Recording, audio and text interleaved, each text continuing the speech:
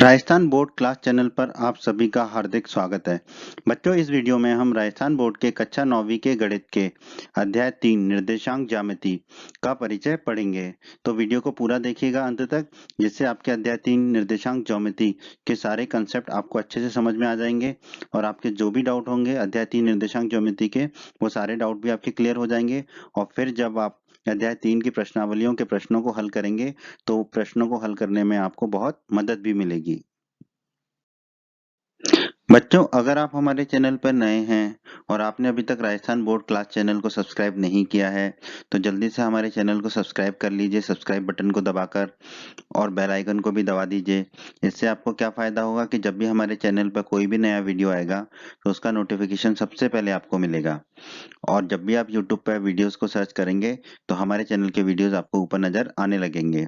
बच्चों, इस अध्याय के बाकी सभी वीडियोस को देखने के लिए आप कभी भी आई बटन पर क्लिक कर सकते हैं। आई बटन पर क्लिक करने से आपको इस अध्याय के बाकी सभी वीडियोस के लिंक मिल जाएंगे। अध्याय 3 निर्देशांक ज्योमेट्री के परिचय में हम पढ़ेंगे भूमिका। हम जानेंगे कि निर्देशांक ज्योमेट्री किसे कहते हैं। कार्तीय पद्धति क्या होती है, हम इसके बारे में जानेंगे। मूल बिंदु किसे कहते हैं, क्षैतिज रेखा किसे कहते हैं और ऊर्ध्वाधर रेखा किसे कहते हैं, इसके बारे में भी हम अध्ययन करेंगे।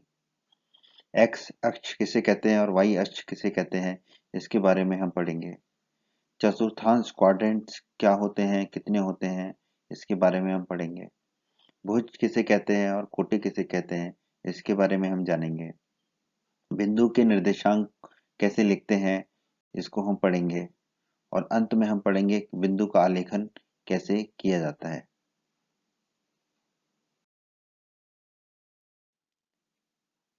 निर्देशांक ज्योमेट्री क्या है? निर्देशांक ज्योमेट्री एक तल में किसी बिंदु की स्थिति को जानने की पद्धति को हम निर्देशांक ज्योमेट्री कहते हैं। एक तल पर रखी हुई किसी वस्तु की स्थिति दो लंब रेखाओं की सहायता से निरूपित की जा सकती है। यदि वस्तु एक बिंदु है, तो हमें सबसे नीचे वाली रेखा से और कागज के बाईं ओर की बिंदु की दूरी ज्ञात होना आवश्यक होता है। जैसा कि हम देखते हैं कि अगर हमें एक बिंदु दिया गया है ये, और हमें इसकी स्थिति बतानी है, तो हम इसकी स्थिति को कैसे बताएंगे? हम क्या बोलेंगे? क्या ये ऊपर से कुछ नीचे है या नीचे से कुछ ऊपर है, या दाएं से कितना दूर है या बाएं से कितना दूर है? हमारे लिए बता पाना मुश्किल हो जाता है। इसीलिए हमें निर्देशांक ज्योमेट्री की आवश्यकता पड़ी। निर्देशांक ज्योमेट्री में हम क्या करते हैं, हम जो दिया गया बिंदु है उसकी दूरी हम बाईं तरफ की, जैसे कि यहाँ पे आप देखेंगे तो बाईं तरफ की रेखा से ये दूरी कितनी है, 5 सेंटीमीटर की है। और नीचे वाली रेखा से ये दूरी, बिंदु की दूरी कितनी है, 9 सेंटीमीटर।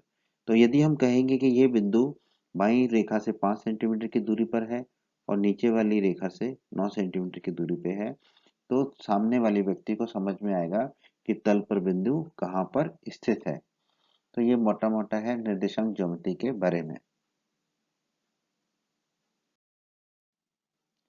बैठने की योजना के संबंध में भी हमें स्तंभ की संख्या और पंक्ति की संख्या का जानना आवश्यक होता है, तभी हम बता पाएंगे कि कौन व्यक्ति कहाँ पर बैठा है। तो हम देखेंगे जो हमारे नीचे वाली रेखा है, यहाँ पर इन सबको हम क्या कहते हैं, स्तंभ। ये हो गया मेरा स्तंभ 1, ये हो गया हमारा स्तंभ 2, इस तरह ये हो गया हमारा स्तंभ 10। और ये जो रेखाएं हैं, ये हो गई मेरी पंक्ति 1, ये पंक्ति 2, और ये हो गई मेरी पंक्ति 7। तो इस तरह से अगर मुझे स्तंभ और पंक्ति पता है, तो मैं बता पाऊंगा कि कौन सा व्यक्ति कहाँ पर बैठा है। तो यदि मुझे बताना है कि कोई व्यक्ति स्तंभ 5 में बैठा है, तो वो कहाँ होगा, इस स्तंभ में होगा। और पंक्ति 3 में बैठा है, तो कहाँ पे होगा, यहाँ पर होगा। ये दोनों यहाँ पर काटेंगे, वहां पर वो व्यक्ति पाया जाएगा। इस तरीका से हम बता सकते हैं कि कोई भी व्यक्ति कहाँ पर बैठा है। कार्तीय पद्धति, कक्षा 9वीं में हम निर्देशांक ज्योमेट्री की कार्तीय पद्धति के बारे में पढ़ेंगे। तो देखते हैं कि कार्तीय पद्धति क्या होती है। ये दोस्तों हमेशा के लिए जान लीजिए, एक तल में बिंदु का स्थान निर्धारण करने के लिए दो रेखाएं लगेंगी। दो रेखाएं लगेंगी किसी भी बिंदु का निर्धारण करने के लिए। तो पहली रेखा होगी क्षैतिज रेखा। पहली रेखा होगी क्षैतिज रेखा। इसको हमने किससे दर्शाया है? एक्स डैश और एक्स से। ये हमारी क्षैतिज रेखा है। और जो दूसरी रेखा है वो है हमारी ऊर्ध्वाधर रेखा। वो है हमारी वाई और वाई डैश। ये है हमारी ऊर्ध्वाधर रेखा। तो दो रेखाएं हमें चाहिए किसी भी बिंदु का स्थान को निर्धारण करने के लिए। और ये दोनों रेखाएं जहां पर काटती हैं, ये दोनों रेखाएं जहां पर काटती हैं, उस बिंदु को हम क्या कहते हैं? मूल बिंदु या ओरिजिन। इस बिंदु को हम कहते हैं मूल बिंदु या फिर ओरिजिन। तो ये हमारे बहुत ही याद रखने वाली चीजें हैं कि दो रेखाएं होंगी और जो दोनों रेखाएं होंगी वो जहां पर भी काटेंगी उसे हम मूल बिंदु या ओरिजिन कहेंगे। हमने दो संख्या रेखाएं ली। एक क्या थी? एक्स डैश एक्स और दूसरी क्या थी? Y dash Y. जो हमने इनको नाम दिए, एक्स डैश एक्स क्या है? हमारी क्षैतिज रेखा। उसी तरह वाई डैश वाई हमारी क्या है? वो है हमारी ऊर्ध्वाधर रेखा। तो जो हमारी क्षैतिज रेखा है एक्स डैश एक्स, इसमें हम अंक लिखना शुरू करेंगे। तो मूल बिंदु शून्य होगा। शून्य के दाईं तरफ धनात्मक संख्या होंगी, एक दो तीन चार पाँच। और शून्य के बाईं तरफ ऋणात्मक संख्या होंगी, माइनस एक, माइनस दो, माइनस तीन, माइनस चार और माइनस पाँच। और ऐसे हम अनंत तक जा सकते हैं। उसी तरह जो हमारी ऊर्ध्वाधर रेखा होगी वो क्या होगी? वाई से वाई डैश तक। इसमें भी बीच में क्या होगा? मूल बिंदु शून्य। इसमें ऊपर हमारी धनात्मक संख्या तीन चार, और नीचे की तरफ हमारी ऋणात्मक संख्या होंगी, माइनस एक, माइनस दो, माइनस तीन, माइनस चार। ऐसे अनंत तक जाएंगे।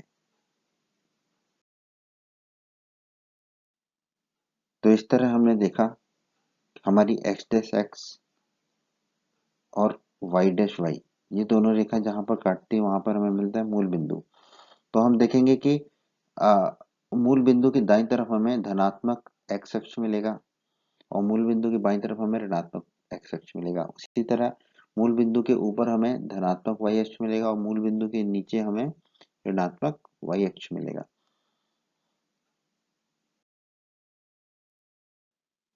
एक्स अक्ष और वाई अक्ष, जैसा कि अभी हमने देखा था, दोनों रेखाओं का संयोजन हमने इस प्रकार किया था कि दोनों रेखाएं एक दूसरे को मूल बिंदु पर काटती हैं।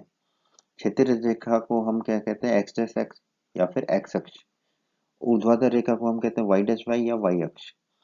धनात्मक संख्याएं ओ एक्स और ओ वाई की दिशाओं में स्थित है, इसलिए ओ एक्स और ओ वाई को क्रमशः हम क्या कह सकते हैं? एक्स अक्ष और वाई अक्ष का धनात्मक दिशाएं।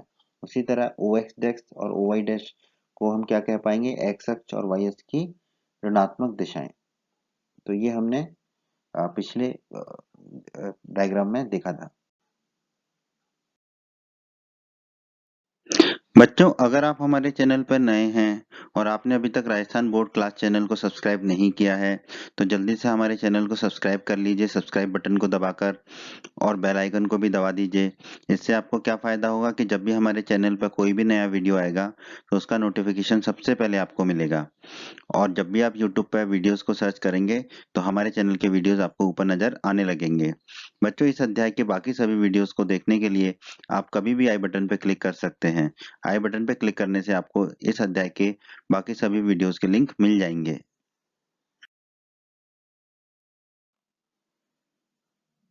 चतुर्थांश, क्वाड्रेंट्स।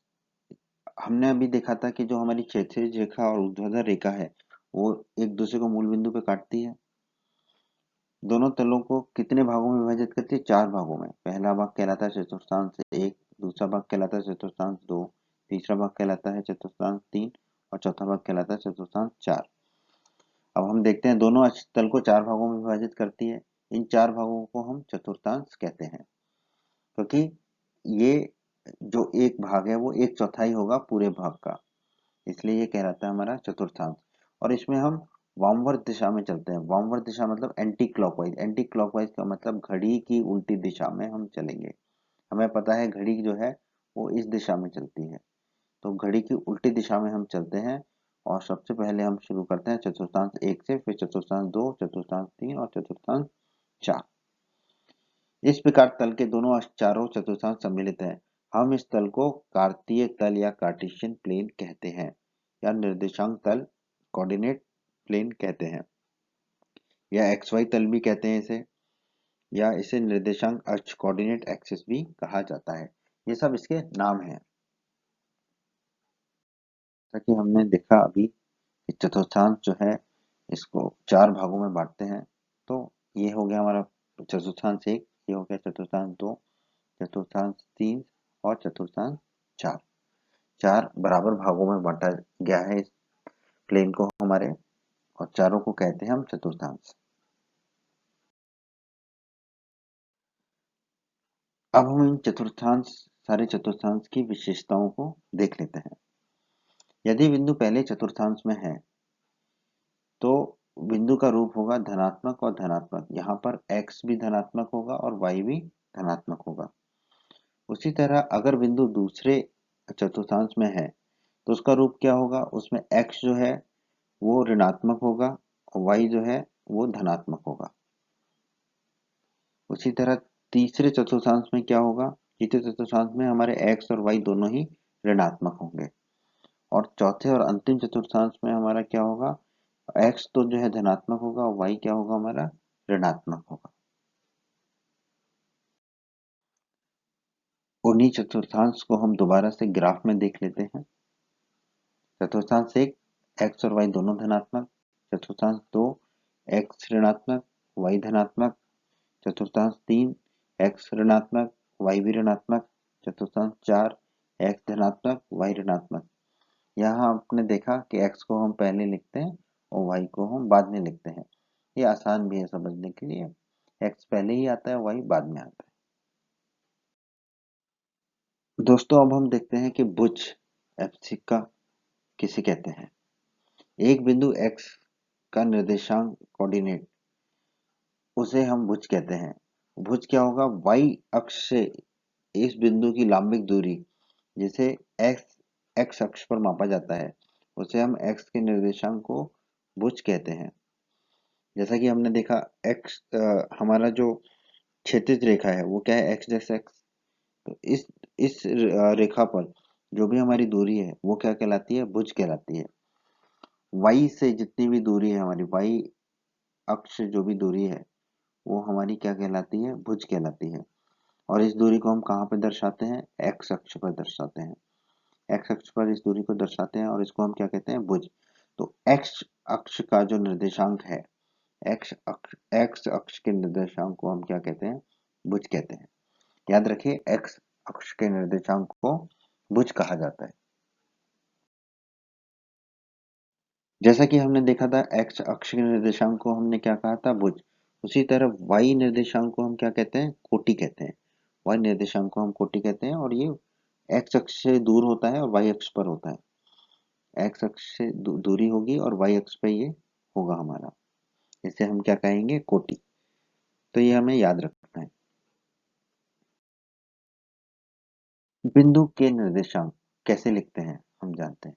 निर्देशांक तल में एक बिंदु के निर्देशांक लिखते समय पहले हम किसको लिखते हैं, x निर्देशांक को, और उसके बाद हम कैसे लिखेंगे, y निर्देशांक को। तो इसे हम कैसे लिखेंगे, ब्रैकेट में लिखते हैं x, y। कोष्टक के अंदर हम लिखेंगे x, y। तो जैसे कि अगर हमें p के निर्देशांक लिखने हैं, p यहाँ पर दिया हुआ हमारे एक बिंदु है, तो आप देखेंगे y अक्ष से p की दूरी कितनी है, 4। तो ये हो गया हमारा x निर्देशांक, हो गया हमारा 4, क्योंकि पहले हमें x लिखना है, फिर हमें लिखना है y क्या होगा हमारा, इस p बिंदु की दूरी x एक्सिस से। तो ये दूरी कितनी है हमारी, 3। ये दूरी आ रही है हमारी 3, तो हमने लिख दिया 3। उसी तरह q के निर्देशांक हमें लिखने हैं, तो q के निर्देशांक पहले हमें x एक्सिस पर देखने हैं। x एक्सिस पर देखना मतलब कि y से कितनी दूरी है, y से कितनी दूरी है, ऋण के 6, y की दूरी है ऋण के 6, ये लिख दिया हमने। ये हो गया हमारे x के निर्देशांक मतलब कि भुज। अब हमें कोटि लिखनी है, तो कोटि कोटि क्या होगी हमारी, y के निर्देशांक मतलब कि x अक्ष से दूरी। ये कितनी है हमारी, ऋण के 2। इस बिंदु पर, q बिंदु पर देखोगे आप, ये कितनी है हमारी, ऋण के 2, तो हमने लिख दिया ऋण के 2। तल के एक बिंदु के निर्देशांक अद्वितीय होते हैं। कोई भी निर्देशांक होंगे वो अद्वितीय होंगे, उनको किसी दूसरे तरीके से नहीं लिखा जा सकता। इसे हम एक उदाहरण से समझते हैं कि निर्देशांक 3,4 जो है और निर्देशांक 4,3 जो है वो समान नहीं होंगे। 3,4 और 4,3 समान नहीं होंगे।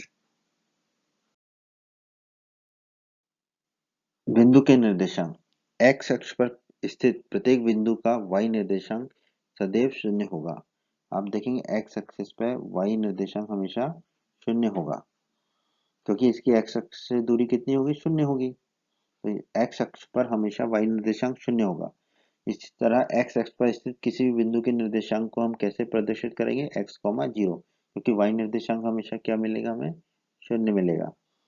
जहां y अक्ष से बिंदु की दूरी x है, y अक्ष से दूरी कितनी है, x, अगर 1 है तो 1, 2 है तो 2, 3, 4, 5, ये y अक्ष से दूरी है, ये है हमारी x। इसी प्रकार y अक्ष पर स्थित किसी बिंदु के निर्देशांक क्या होंगे, 0, y के रूप में हम लिख पाएंगे, जहां पर x अक्ष से बिंदु की दूरी क्या है, y है।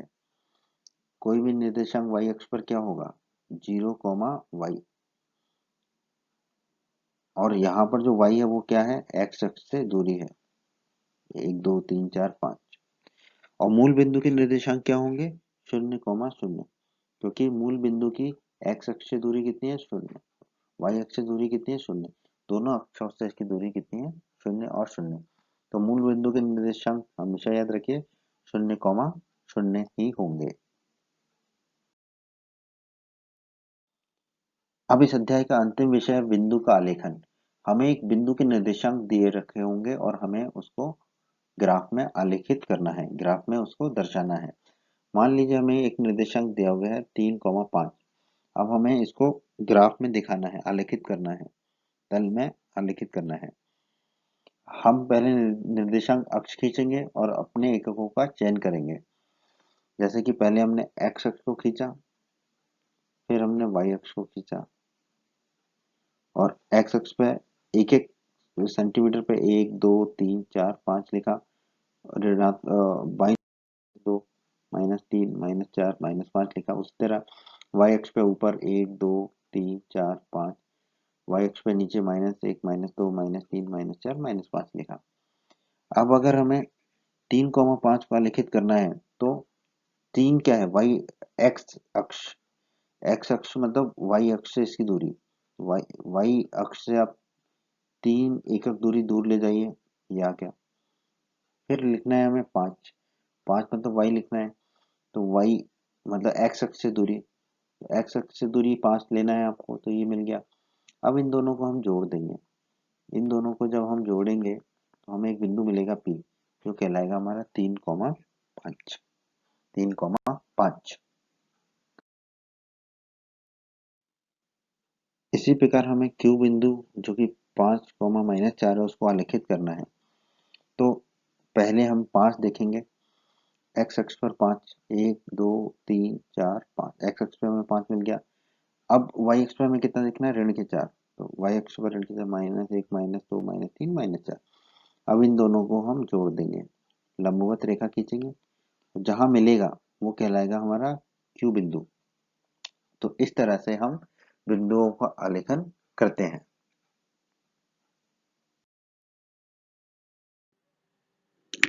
उम्मीद करते हैं बच्चों आपको हमारा ये वीडियो पसंद आया होगा।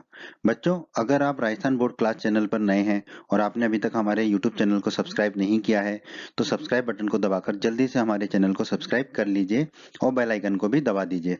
इससे आपको क्या फ़ायदा होगा कि जब भी हमारे चैनल पर कोई भी नया वीडियो आएगा तो उसका नोटिफिकेशन सबसे पहले आपको मिलेगा, और जब भी आप यूट्यूब पर वीडियो सर्च करेंगे तो हमारे चैनल के वीडियोज़ आपको ऊपर नज़र आने लगेंगे। आपको वीडियो पसंद आया है तो आप हमारे वीडियो को अपने दोस्तों के साथ व्हाट्सएप और फेसबुक पर अवश्य शेयर करें, जिससे आपके दोस्तों का भी फायदा हो, उन्हें लाभ हो। और वीडियो पसंद आया है तो वीडियो को लाइक अवश्य कर दें, और इस अध्याय के अन्य सभी वीडियोस को देखने के लिए आई बटन पर क्लिक करें। आई बटन पर क्लिक करने से आपको इस अध्याय के सभी वीडियोस के लिंक मिल जाएंगे।